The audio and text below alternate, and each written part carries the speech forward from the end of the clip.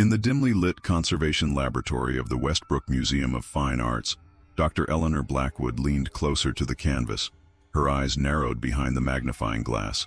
The portrait had hung in the museum's Victorian wing for decades, admired but never truly seen. Not until now. Welcome to Shadow Frames, where forgotten images reveal their darkest secrets. I'm your host, and today we're uncovering the mystery behind one of the most misunderstood paintings of the 19th century. The year was 1874 when Augustus Thornfield completed what would become his most enigmatic work, a portrait of a young woman known only as the Lady in Emerald. For nearly 150 years, art historians praised the technical brilliance of the piece while debating its subject's identity. Some claimed she was Thornfield's secret lover. Others insisted she was merely a hired model, while a few speculated she might have been a figment of his increasingly troubled imagination. The portrait became famous not just for its haunting beauty, but for the questions it refused to answer.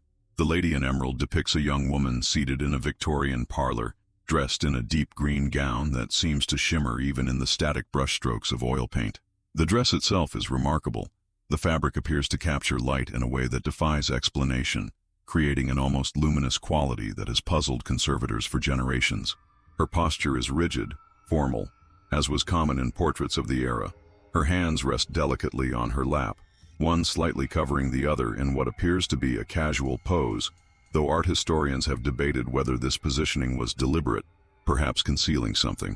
Her face, framed by dark auburn hair arranged in an elaborate style typical of upper-class Victorian women, wears an expression that has been described as everything from serene to deeply troubled. The background details are equally captivating. Behind her stands a large bookcase, its shelves lined with leather-bound volumes whose titles are just slightly too small to read, yet rendered with such precision that they seem to contain actual text. To her right, a window shows the faint outline of a countryside estate shrouded in mist, a misty landscape that seems to shift depending on the angle from which you view the painting, a clever technique that was well ahead of its time. A grandfather clock in the corner shows the time as precisely 3:17, a detail many have tried to attribute significance to, without success. What made the portrait particularly fascinating was Thornfield himself, a respected yet reclusive artist who produced only 27 known works in his lifetime. Thornfield died just 3 months after completing The Lady in Emerald. His death at the age of 47 was ruled a suicide, though circumstances surrounding it were peculiar enough to fuel speculation for decades. He left behind no journals, no letters explaining the painting's significance, no clue as to the identity of his mysterious subject. The art world was left to speculate. "The technique is impeccable," wrote art critic James Harrington in 1892, "but there is something in the lady's eyes that suggests a knowledge beyond her years." Thornfield has captured not just a person but a secret. I find myself returning to this portrait time and again, drawn by the sensation that she is about to speak, to divulge some truth that has been hidden for too long. Professor William Everett of Oxford University wrote in his 1927 analysis, "Thornfield's Lady in Emerald represents the pinnacle of psychological portraiture in late Victorian art. The subject's gaze contains multitudes. There is resignation, defiance, and something I hesitate to call foreknowledge. It is as if she is aware of her fate, aware of the viewer, aware of time itself in a way that transcends the moment captured on canvas. For generations, that secret remained undiscovered. The portrait moved from private collection to private collection before finally finding a home at the Westbrook Museum in 1967. There it was studied, admired, and eventually forgotten. Relegated to a corner of the Victorian exhibit, positioned between more famous works by Hunt and Millais, it became just another somber face from another century. That is, until Dr. Eleanor Blackwood arrived at the museum in the winter of 2023. Dr. Blackwood was not initially interested in Thornfield's work. As the museum's new head of restoration, she was conducting a routine assessment of the museum's 19th century collection when she first encountered the Lady in Emerald. It was late afternoon, the winter sun casting long shadows through the gallery's skylights, when she found herself standing before the portrait. "I almost walked past it," she would later tell her colleagues, "but something made me stop, something in her expression. It wasn't typical of Victorian portraiture. There was an intensity there that seemed out of place. And the strangest feeling came over me, like I'd seen her before, though I knew that was impossible." Marcus Finley, the museum's curator of Victorian art, had been giving Dr. Blackwood the tour that day. "It's an interesting piece," he remarked casually. but not one of our more popular attractions. Thornfield isn't exactly a household name. What do we know about him? Dr. Blackwood asked, unable to tear her eyes away from the portrait. Not much, I'm afraid. Began painting rather late in life. Produced a small but respected body of work. Died under somewhat mysterious circumstances shortly after completing this portrait. The usual tortured artist narrative. And the subject. Who was she? That's the thing. Nobody knows. No record of her identity exists. Some theorize she was a figment of Thornfield's imagination, though the level of detail suggests otherwise. The title, The Lady in Emerald, was assigned by the first collector who purchased it after Thornfield's death. Dr. Blackwood stepped closer, studying the painted woman's features. There was something familiar about the arch of her brow, the set of her mouth, something that resonated with Dr. Blackwood on a level she couldn't articulate. Has anyone done a thorough technical analysis of the painting? She asked. Basic conservation work was done in the 80s, Finley replied. Standard cleaning, minor touch-ups to the frame, nothing extensive. Why do you ask? Just curious, Dr. Blackwood said, though her mind was already racing with possibilities. Would there be any objection to my examining it more closely? Finley shrugged. Be my guest. As I said, it's not exactly our star attraction. Just be careful with it, of course. Intrigued, Dr. Blackwood requested permission to remove the painting from display for a more thorough examination. The museum director, more concerned with their upcoming modernist exhibition, approved the request without much thought. Just have it back before the summer season, he told her. Not that anyone would notice its absence. The Lady in Emerald was carefully transported to the conservation laboratory in the museum's basement, where it would remain for the next 6 months, far longer than Dr. Blackwood had initially intended. The laboratory was Dr. Blackwood's domain, a large climate-controlled room filled with specialized equipment. The walls were lined with storage cabinets containing conservation materials, and large examination tables dominated the center space. Specialized lighting could simulate everything from bright daylight to the candlelight that would have illuminated the painting when it was first created. Dr. Blackwood began with standard procedures: photography under various light conditions, infrared reflectography to reveal any underlying sketches or changes, analysis of paint samples from the edges of the canvas.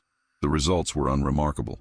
The portrait was exactly what it appeared to be, a well-preserved example of Victorian portraiture using materials common to the period.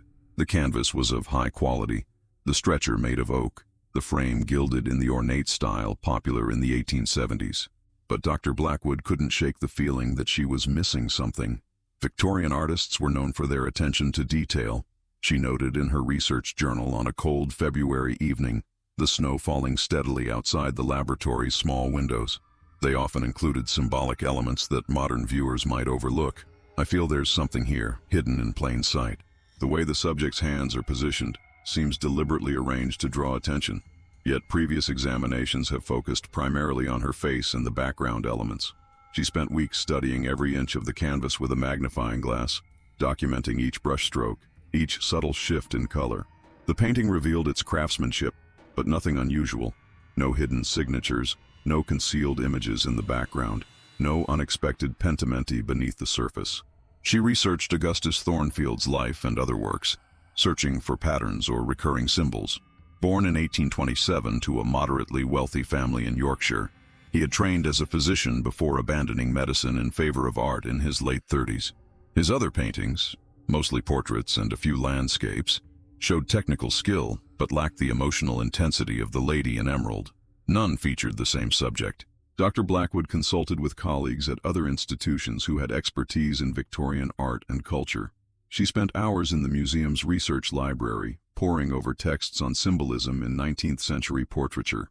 She even contacted a descendant of Thornfield's, a great-grandniece living in Edinburgh, who possessed a few family papers but nothing related to the mysterious portrait. Nothing yielded the breakthrough she was seeking. As winter turned to spring, Dr. Blackwood faced mounting pressure to return the painting to display. Museum attendance was down, and the director was eager to reinvigorate the Victorian collection before the summer tourist season. The modernist exhibition had opened to mixed reviews, and the board was anxious for a successful summer quarter. "I understand your interest, Dr. Blackwood," the director said during their weekly meeting, "but you've had the painting for nearly 4 months now. Unless you've made some significant discovery you haven't shared with me, I'm afraid I must insist on its return to the gallery." "Just 2 more weeks," Dr. Blackwood pleaded. There's something about this portrait that doesn't add up. The way the subject is positioned, the unusual quality of light on her dress, the expression that seems to change depending on the viewing angle. The director sighed. 2 weeks then, not a day more. And I'll expect a full report, regardless of what you find, or don't find. Dr. Blackwood returned to the laboratory with renewed determination. She had 2 weeks to uncover whatever secret the lady in emerald was hiding. She would leave no technique untried, no possibility unexplored. It was during this final push that fate intervened, in the form of a technical malfunction. The specialized camera Dr. Blackwood had been using to document the painting, an expensive piece of equipment on loan from the university, suddenly failed during a high-resolution scan of the portrait's lower half. The monitor displayed an error message she'd never seen before, and the camera refused to power back on despite her troubleshooting efforts. With the museum's budget stretched thin after the modernist exhibition, there was no immediate replacement available. The university technician couldn't come until the following week. Too late, given her deadline. Frustrated but determined, she turned to the only alternative at hand. Her personal digital camera with its powerful macro lens. It wasn't ideal, she would later recount to a fascinated audience at the International Art Conservation Conference. But sometimes innovation comes from necessity. The failure of our professional equipment forced me to improvise, to approach the examination from a different angle, literally. She set up her camera on a tripod and began methodically photographing sections of the painting at the highest magnification her lens allowed. The process was tedious, requiring perfect stillness and precise adjustments between each shot. The laboratory grew quiet save for the occasional click of the shutter and Dr. Blackwood's soft breathing as she focused intently on her work. As evening approached on the 5th day of this painstaking process, she reached the lady's hands, those delicately positioned hands that had drawn so little attention from previous researchers. The right hand rested atop the left, the fingers arranged in what appeared to be a casual pose. Though Dr. Blackwood had begun to suspect there was nothing casual about this painting at all. Dr. Blackwood took the shot, checked the preview on her camera's screen, and was about to move on when something caught her eye. A glint of gold in the shadows between the fingers. She adjusted the lighting, bringing a focused beam to bear directly on the hands, and took another photograph. Then she zoomed in on the digital image as far as the resolution would allow. There, barely visible on the ring finger of the lady's partially covered hand, was what appeared to be a signet ring. "I almost missed it," she later wrote in the journal article that would catapult her to fame in the conservation world. The ring was painted in nearly the same dark tones as the shadows in the folds of her dress. Whether Thornfield intended it to be obscured or time had darkened the pigments, it had effectively been hidden for nearly 150 years. No previous examination had documented its existence, not in the acquisition records, not in the conservation reports from the 1980s, not in any scholarly analysis of the painting. Dr. Blackwood immediately transferred the images to her computer for closer examination. Using digital enhancement software, she was able to clarify the details of the ring. What she found sent a chill down her spine. The signet ring bore a crest, not the Thornfield family crest as one might expect if the subject were related to the artist, but a crest that Dr. Blackwood recognized from her previous work at the National Archives. The crest of the Blackwood family, her family. The raven perched on an oak branch, wings slightly spread as if about to take flight. The motto beneath in tiny Latin letters, Veritas in Tenebris, truth in darkness.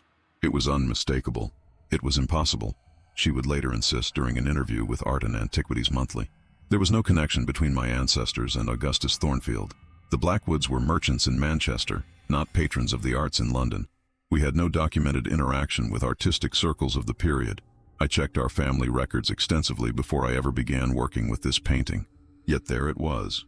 The unmistakable design of the Blackwood family crest, rendered in minute detail on the finger of a woman painted in 1874. Dr. Blackwood sat back in her chair, mind racing. Was this mere coincidence?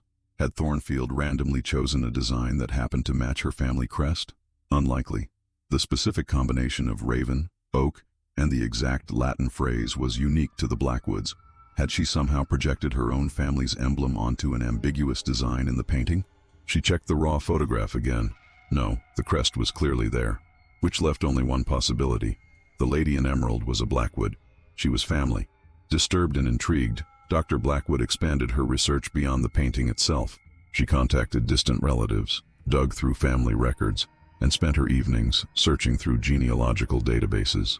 She requested access to parish records in Manchester, birth and death certificates from the period, anything that might establish a connection between her family and Augustus Thornfield. For weeks she found nothing to explain the connection. No Blackwood had sat for a portrait by Thornfield according to any record she could find. No correspondence mentioned his name. No family story passed down through generations included him. Then, while visiting her elderly aunt in Cheshire, the unofficial keeper of family history, Dr. Blackwood mentioned her discovery. The old woman's reaction was immediate and unexpected. "The Bible," Aunt Matilda said, her wrinkled hands trembling slightly. "You need to look in the family Bible." "I've already checked the family records," Dr. Blackwood explained patiently. Matilda shook her head. "Not the records, dear. The old Bible itself. The one from great-grandmother Elizabeth. There are things tucked between the pages, things the family doesn't speak of." The Bible in question was a massive Victorian-era King James edition, bound in cracked leather with tarnished metal clasps. It had been passed down through generations of Blackwood women and currently resided in a glass-fronted bookcase in Aunt Matilda's sitting room. Dr. Blackwood had seen it many times but had never examined it closely, assuming the genealogical information recorded inside had already been transcribed into the family records she'd reviewed. With her aunt's permission, she carefully removed the heavy Bible and laid it on the table. Slowly she turned the delicate pages, noting the births, marriages, and deaths recorded in fading ink on the family pages. Nothing new emerged from these entries. But tucked between the pages of Psalms, she discovered a folded letter that had yellowed with age. The paper was fragile, threatening to crumble at her touch. Carefully, she unfolded it. Dated June 1874, the very month Thornfield completed The Lady in Emerald. The letter was addressed to a Margaret Blackwood from her sister Catherine. "My dearest Margaret," it began in an elegant, slanted hand, "I implore you once more to reconsider this terrible arrangement. Mr. Thornfield's reputation, whatever his standing in artistic circles, is not above question. There are whispers, sister, dark whispers about his methods and his interests that go beyond mere painting. That you would agree to sit for him alone, without chaperone, against father's explicit wishes, troubles me deeply.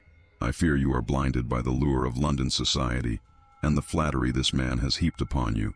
The letter continued, referring to Margaret's willfulness and modern ideas that would bring nothing but sorrow. Catherine begged her sister to return to Manchester immediately, warning that their father was prepared to disown her if she continued her association with that man. The final line chilled Dr. Blackwood to the core. "He may capture your likeness, but he must not capture your soul. There are things about him, Margaret, that you do not know. Experiments that go beyond the boundaries of natural science or godly pursuit. Please, sister, I beg you, come home before it is too late." The letter was signed, simply, "Your loving Catherine." Dr. Blackwood sat very still, the letter trembling slightly in her hands. Margaret Blackwood, a name she'd never encountered in the family records, yet clearly a Blackwood by birth. A sister to Catherine, who would have been Dr. Blackwood's great-great-grandmother if the dates aligned correctly. "Aunt Matilda," she said slowly, "who was Margaret Blackwood?" The old woman's face had grown pale. "We don't speak of her. The family never has. All I know is what my grandmother told me once, that Margaret was lost to vanity and that her name was struck from the family Bible. I always assumed she had eloped or become an actress or done something scandalous by Victorian standards. I never knew the details." Dr. Blackwood carefully refolded the letter. "May I borrow this? And the Bible? I promise to take the utmost care with them." Her aunt nodded gravely.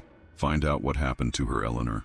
Perhaps it's time the family knew the truth, whatever it may be." Dr. Blackwood returned to the museum with renewed purpose.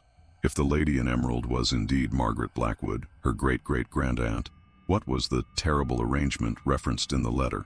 And why had Thornfield seemingly tried to conceal her identity by obscuring the family ring? She reviewed her photographs of the painting with fresh eyes, looking for any other clues she might have missed. The background details suddenly seemed significant.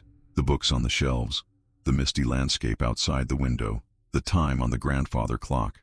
Were they actual places and objects, or symbolic elements? Did they contain clues to Margaret's fate? The answer came from an unexpected quarter. Dr. Blackwood had shared her findings with a select few colleagues, including Dr. Harish Patel, a specialist in art forensics from the University of Edinburgh, whom she had met at a conference years earlier. Dr. Patel had been intrigued enough by her discovery to make the journey to Westbrook to see the painting for himself. "The ring is fascinating, of course," he said, after examining it under magnification. "But I'm more interested in what might lie beneath the visible surface. Pentimenti, changes made by the artist during the painting process, can tell us much about the evolution of a work. We've already done infrared reflectography," Dr. Blackwood pointed out. "It didn't reveal anything unusual." "Yes, but technology has advanced considerably in recent years," Dr. Patel replied with a smile. "My university has recently acquired a multispectral imaging system that can detect aspects invisible to conventional methods. It's primarily used for ancient manuscripts, but it works remarkably well on paintings too. Different wavelengths can reveal different aspects of a painting," he explained as they shared coffee in the museum's cafeteria. "Layers, alterations, even elements deliberately obscured by the artist." Thornfield was working at a time when artists were beginning to experiment with new pigments and techniques. Who knows what might be hidden beneath what we can see? Dr. Blackwood was skeptical but willing to try anything at this point.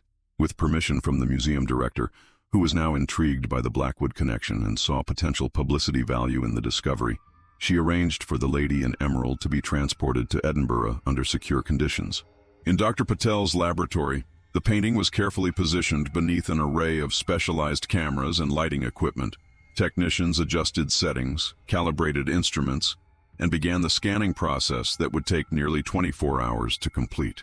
"The system captures images across multiple wavelengths of light," Dr. Patel explained as they watched the equipment at work, "from ultraviolet through the visible spectrum and into infrared. The computer then processes these images to reveal details invisible to the naked eye, or even to conventional infrared." Dr. Blackwood nodded, trying to contain her impatience. "And this might show us what Thornfield originally painted before making changes." "Possibly, but it could show much more. Some pigments become transparent under certain wavelengths, allowing us to see through them to layers beneath. Others fluoresce, revealing details that have faded over time. It's rather like peeling back the years." The waiting was excruciating.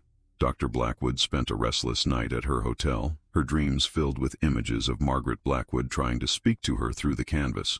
When she returned to the laboratory the next morning, Dr. Patel greeted her with barely contained excitement. "You need to see this," he said, leading her to a computer station where a technician was making final adjustments to a series of digital images. "We've processed the initial results and, well, see for yourself." The multispectral imaging revealed something extraordinary. Beneath the visible layers of The Lady in Emerald lay another image entirely. As the computer reconstructed this hidden picture by combining data from various wavelengths, Dr. Blackwood watched in horror as Margaret Blackwood's serene parlor transformed into something far more sinister. The bookcase behind her contained not books, but bottles and strange instruments. The window showed not a misty estate, but a full moon over a barren landscape. And Margaret herself, her expression was not one of serenity or even worry, but of terror. Her eyes were wide, her mouth slightly open as if in a silent scream. "It was a laboratory," Dr. Patel whispered, "not a parlor at all." Further spectral analysis revealed even more disturbing details. The chair in which Margaret sat was not a chair at all, but appeared to be some sort of restraining device, cleverly disguised in the final painting. Leather straps were visible around her wrists in the underlying image, though in the finished portrait they had been transformed into the folds of her dress. And on a table just visible at the edge of the canvas were papers bearing what looked like anatomical drawings, specifically detailed renderings of the human brain. Thornfield wasn't just an artist, Dr. Blackwood realized, her voice barely audible. He was experimenting with something involving my ancestor. "But what?" Dr. Patel asked, equally disturbed by their discovery. "What sort of experiment would involve restraining a young woman like this? And why conceal it beneath a conventional portrait?" "I need to know more about Thornfield," Dr. Blackwood said, not as an artist, but as the man he was before, the physician. The discovery sent Dr. Blackwood into the deepest archives of London's medical societies. The Royal College of Physicians, the Medical Society of London, the archives of the old teaching hospitals. She visited them all, requesting access to records from the 1860s and early 1870s, when Augustus Thornfield would have been practicing medicine. At first the search seemed futile. Thornfield had not been a prominent physician, and many records from the period were incomplete. But at the Royal Medical Society, tucked away in a box of miscellaneous correspondence, she found her first real clue. Augustus Thornfield, she learned, had not always been a painter. Before his relatively late emergence as an artist at the age of 40, he had trained as a physician at the University of Edinburgh, ironically the same institution where Dr. Patel now worked. Thornfield had specialized in the nascent field of neurology, at a time when understanding of the brain was still primitive by modern standards. His early career had been unremarkable. He had practiced in Edinburgh for several years before moving to London in 1866, where he established a private practice catering to wealthy patients with nervous disorders, a catch-all diagnosis that could encompass everything from epilepsy to depression to what would now be recognized as psychological trauma. Records from the Royal Medical Society revealed that Thornfield had been quietly dismissed from their membership in 1870 after presenting a paper that was deemed morally reprehensible and scientifically unsound. The paper itself had been stricken from their archives, a highly unusual step that suggested its contents had been deeply troubling, but references to it remained in private correspondence between senior members. Thornfield proposes that the human soul might be captured and preserved through a process he calls essence extraction, wrote one horrified colleague in a letter to the Society's president. He claims to have achieved partial success with animal subjects and seeks approval for human experimentation. I need not explain why such approval will never be granted. The man has clearly ventured beyond the boundaries of scientific inquiry into a realm that borders on the occult. His theories about the physiological basis of consciousness are not only unproven, but unprovable by any known scientific method. Another letter, dated a week later, noted, Thornfield refused to accept the Society's decision with appropriate humility. He became quite agitated, claiming we were impeding the greatest advancement in human understanding since Vesalius. When pressed on the ethical implications of his proposed experiments, he dismissed them as the timid objections of lesser minds. I fear his scientific disappointments have affected his reason. Thornfield's medical license had been revoked shortly thereafter, though the official reason given was irregularities in practice, rather than the disturbing nature of his research. He had apparently disappeared from London medical circles after that, his name ceasing to appear in any professional context. 4 years after his dismissal, Thornfield re-emerged as an artist whose works were noted for their uncanny vitality, and subjects who seemed to gaze back at the viewer with unnerving awareness. In less than 7 years, he produced 27 portraits before his sudden death in his studio, reportedly while working on his 28th. The official cause was listed as apoplexy, but rumors of suicide persisted, fueled by reports from his housekeeper that she had found him in a state of extreme agitation the night before his death, destroying papers and muttering about the consequences of ambition. Dr. Blackwood's blood ran cold as she connected the pieces. The letter from Catherine, the hidden laboratory in the painting, Thornfield's research into essence extraction, the unusual vitality attributed to his portraits, and the fact that there were no records of Margaret Blackwood after June 1874. Was it possible? Had Thornfield somehow used his medical knowledge and twisted research to attempt the impossible? Had he sought to capture not just Margaret's likeness, but something more fundamental, her consciousness, her soul? And had he succeeded? The thought was so fantastic, so beyond the bounds of rational science, that Dr. Blackwood hesitated to even formulate it fully. Yet the evidence, circumstantial though it was, pointed to something extraordinary, something that defied conventional explanation. Dr. Blackwood returned to the conservation laboratory late that night, unable to sleep. The Lady in Emerald had been returned to Westbrook after the multispectral imaging in Edinburgh, and now it stood on an easel in the center of the room, illuminated by a single spotlight. She stood before it, seeing it with new eyes, not just as a portrait, but as a potential prison. As she stared at the painting, she could have sworn the eyes followed her movements. A trick of the light, surely. Yet the sensation persisted as she moved around the room. Margaret's gaze seemed to track her, the painted eyes shifting ever so slightly to maintain contact. On an impulse, or perhaps driven by some deeper instinct, she spoke aloud to the empty room. Margaret? Margaret Blackwood. The laboratory lights flickered momentarily. A coincidence, Dr. Blackwood told herself. Old buildings had electrical issues all the time. Yet she couldn't help but feel that something had changed in the room, a shift in the air pressure perhaps, or a subtle drop in temperature. The kind of change one feels when a previously empty room now contains another presence. She approached the painting slowly, her heart pounding. If you're there, Margaret, give me a sign. I'm Eleanor Blackwood, your family. I found your sister's letter. I know about Thornfield. about what he might have done to you. For several long moments, nothing happened. Dr. Blackwood exhaled, feeling foolish. She turned to gather her notes from the workbench, chiding herself for allowing an academic mystery to spark such fanciful thinking. Ghost stories and living paintings belonged in Gothic novels, not in a scientific laboratory. That's when she heard it. A soft sound like fingernails scratching gently against canvas. She whirled around, eyes wide. The portrait appeared unchanged, yet the sound continued, faint but unmistakable. It seemed to be coming from within the frame itself. Dr. Blackwood grabbed her camera and began taking rapid photographs of the painting, hoping to capture any subtle movement the human eye might miss. "I'm going to help you, Margaret," she said, her voice steadier than she felt. "I don't know how yet, but I will. I promise." The scratching sound intensified briefly, then faded away. The laboratory fell silent once more, but Dr. Blackwood knew with absolute certainty that she had not imagined it. Someone had heard her and responded. Later that night, reviewing the images frame by frame on her computer, she noticed something impossible.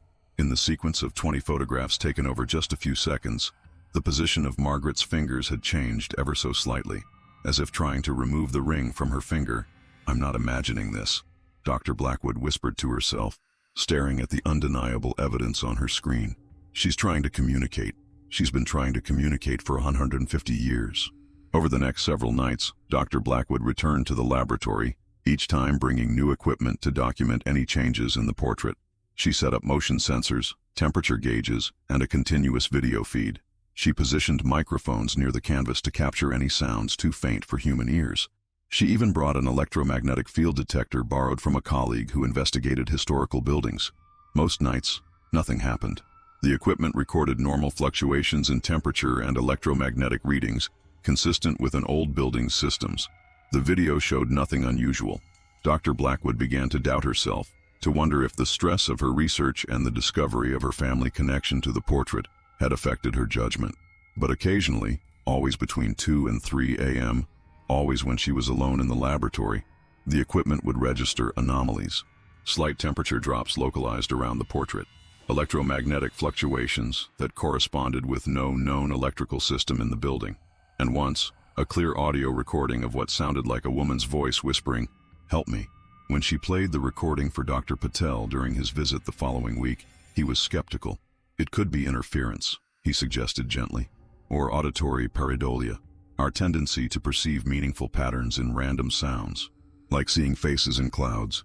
"It said, 'Help me,'" Dr. Blackwood insisted. "That's not random. And it doesn't explain the temperature drops, the electromagnetic readings, or the changes in the photographs." Dr. Patel sighed. "Eleanor, I respect you immensely as a colleague, but what you're suggesting, it's beyond the realm of scientific possibility. Consciousness cannot exist outside a living brain. It certainly cannot be transferred to a painting." "Then how do you explain what Thornfield was researching? The essence extraction he claimed to have perfected? The hidden laboratory beneath the surface of the portrait?" "Thornfield was clearly disturbed," Dr. Patel replied. "His medical theories were rejected by his peers for good reason. Whatever he believed he was accomplishing was surely delusion, the fantasy of a troubled mind. But the ring, Harish, the Blackwood family crest, Margaret's disappearance from all records after June 1874, the letter warning her about Thornfield's intentions. These are facts, not fantasies." Dr. Patel placed a hand on her shoulder. "Facts that have a perfectly rational explanation, I'm sure. Margaret may have eloped, changed her name, emigrated to America. Any number of things that would explain her disappearance from your family records. Victorian families often disowned members who defied convention. As for the ring, yes, it's a remarkable coincidence, but coincidences do happen." Dr. Blackwood knew she was crossing the line between academic research and something else entirely, something that her scientific training had not prepared her for. Her colleagues would think she had lost her mind if she shared her findings, so she kept her nocturnal investigations secret, telling no one what she had discovered or what she suspected. But she couldn't keep her research hidden forever. The museum director was growing impatient, demanding the portrait's return to public display. The discovery of the Blackwood connection had sparked media interest, and the museum was eager to capitalize on the publicity. And Dr. Patel had begun asking questions about her additional research, curious about her sudden interest in Thornfield's medical background and the late-night hours she was spending in the laboratory. She needed to act quickly. On a stormy night in late October, Dr. Blackwood made her final visit to the laboratory. She had spent weeks researching occult practices of the Victorian era, focusing on rituals believed to release trapped spirits. Most of it was superstitious nonsense, of course, products of an age when scientific understanding was limited and belief in the supernatural still widespread. But if Thornfield had somehow merged science and occult practice, perhaps the solution lay in a similar combination. She felt ridiculous preparing for what amounted to a séance, but if there was even the slightest chance that Margaret's consciousness was somehow bound to the portrait, she arranged 7 candles in a semicircle before the painting, 7 being a number of significance in Victorian occult practice. She placed the family Bible open to Psalms on a small table before the easel. From her bag, she removed the letter from Catherine and a small vial of water from the stream that still ran through the original Blackwood property in Manchester. "I don't know if this will work," she said aloud, her voice echoing slightly in the empty laboratory. "I don't even know if I believe it can work, but I have to try. Margaret, if you're there, if Thornfield somehow trapped your essence in his work, I want to help you. I want to set you free." Outside, the storm that had been threatening all evening finally broke. Rain lashed against the high windows of the laboratory, and thunder rumbled in the distance. The candles flickered in a draft that seemed to come from nowhere. Dr. Blackwood began reciting the words she had carefully transcribed from a book on Victorian spiritualism, feeling equal parts determined and foolish. "By blood and by name I call to thee, by water and by flame I set thee free. What was bound shall be unbound. What was lost shall be found." She placed Catherine's letter at the base of the portrait, a tangible connection to Margaret's life before Thornfield. Then she opened the vial of water from Manchester and carefully sprinkled a few drops onto the canvas, onto Margaret's painted hands where the signet ring gleamed faintly in the candlelight. Outside, the storm intensified, rain lashing against the laboratory's high windows. Lightning flashed, momentarily overwhelming the gentle light of the candles. As she completed the ritual by speaking Margaret's full name 3 times, a tremendous thunderclap shook the building, so powerful that Dr. Blackwood could feel it through the floor. The lights went out. In the sudden darkness, illuminated only by the 7 candles, Dr. Blackwood could have sworn the portrait began to glow from within. A soft greenish light seemed to emanate from the painted dress, spreading gradually to encompass the entire canvas. The face of Margaret Blackwood seemed to shift, the eyes widening, the mouth opening as if to speak. "Margaret?" Dr. Blackwood whispered, taking an involuntary step backward. "Is that you?" The glow intensified, casting strange shadows across the laboratory. The temperature in the room plummeted, her breath suddenly visible in the chill air. The candle flames stretched tall, burning with an unnatural steadiness despite the palpable movement of air around them. Then, without warning, every candle extinguished simultaneously. Complete, absolute darkness enveloped the laboratory. Dr. Blackwood froze, afraid to move, afraid to speak. The only sound was the rain against the windows and her own rapid breathing. She felt a presence in the darkness, something moving toward her from the direction of the painting. "Margaret," she whispered again, her voice trembling. A whisper came in response, not from the painting, but from directly beside her ear. "Thank you." The last thing Dr. Blackwood remembered was a sensation of falling, of spinning through endless darkness, of another consciousness brushing against her own, foreign yet familiar, like looking in a mirror and seeing a different face reflected back. When the emergency generators kicked in minutes later, Dr. Blackwood found herself on the floor with no memory of how she had gotten there. Her head throbbed, and her vision swam as she struggled to her feet, gripping the edge of a workbench for support. The first thing she noticed was that the portrait had changed. The lady in emerald no longer showed a woman in a Victorian parlor. Instead, it depicted an empty chair against a blank wall, a chair with restraints visible on its arms. The emerald dress remained, draped over the chair as if its wearer had simply stood up and walked away. Margaret Blackwood was gone. The second thing she noticed was her own reflection in the glass-fronted cabinet across the room. Her hand flew to her mouth in shock. Staring back at her was her own face, but with Margaret Blackwood's hairstyle and expression, and on her finger gleamed a signet ring she had never worn before, bearing the raven and oak crest of the Blackwood family. Dr. Blackwood screamed, the sound echoing through the empty laboratory. She clawed at the ring, trying to remove it, but it seemed fused to her skin. When she looked again at her reflection, she saw her own features shifting, merging with Margaret's, her modern clothing transforming into folds of emerald green fabric. "No," she gasped. This isn't what I meant to happen. Margaret, please. But Margaret either couldn't or wouldn't respond. Dr. Blackwood felt her consciousness being pushed aside, relegated to a corner of her own mind as another presence expanded to fill the space. Memories that were not her own flooded in. The taste of tea served in fine porcelain cups, the weight of a bustle and corset, the sound of horse-drawn carriages on cobblestone streets, the smell of oil paints and strange chemicals in Thornfield's studio. In her panic, she grabbed a heavy microscope from a nearby table and hurled it at the portrait, shattering the canvas. As it tore, a blinding light erupted from within the frame, forcing her to shield her eyes. A howl that seemed composed of 100 voices filled the room, rising to a pitch that threatened to shatter glass before cutting off abruptly. When the light faded and Dr. Blackwood lowered her arm, the portrait was nothing but tattered canvas and splintered wood. The ring had vanished from her finger. Her reflection showed only her own terrified face. But something had changed. She could feel it in the weight of her thoughts, in the sudden flood of memories that were not her own. Images of Victorian London. The feel of corset stays against her ribs. The smell of Thornfield's studio, with its strange chemical odors poorly masked by oil paints. The terror of realizing too late what the artist planned for her. And something else, a presence in her mind that whispered in the cadence of another century. "We are free now," it seemed to say. "Both of us. After all these years." "What have you done?" Dr. Blackwood whispered, unsure if she was speaking aloud or only in her mind. "What was necessary," came the reply. "What you made possible. You opened the door, Eleanor. You freed me from my prison, and now we are joined. Not as captor and captive as Thornfield intended, but as family, as collaborators." "Collaborators in what?" The presence seemed to smile, a sensation rather than a visible expression. "In justice, in art, in living the life that was stolen from me, and in ensuring that Thornfield's crime is never forgotten or repeated." In the official report filed with the Westbrook Museum, Dr. Eleanor Blackwood stated that the Lady in Emerald had been irreparably damaged due to a power surge during the storm, which had caused a shelf to collapse onto the painting. The museum claimed insurance on the valued artwork, and the incident was eventually forgotten by all but the most dedicated art historians, who occasionally referenced the tragic loss of a minor masterpiece in scholarly articles. Dr. Blackwood resigned from her position shortly after, citing personal reasons and a desire to explore new directions. She moved to a small cottage in the countryside where, neighbors would later report, she began painting remarkable portraits that commanded impressive prices from private collectors.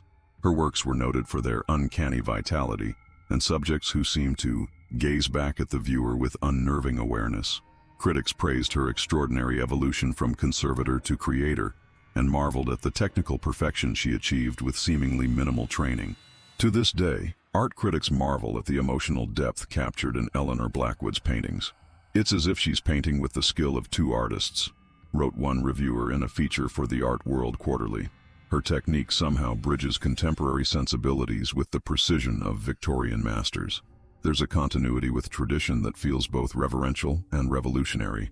When asked about her sudden artistic talents in a rare interview, Dr. Blackwood offered only a cryptic smile.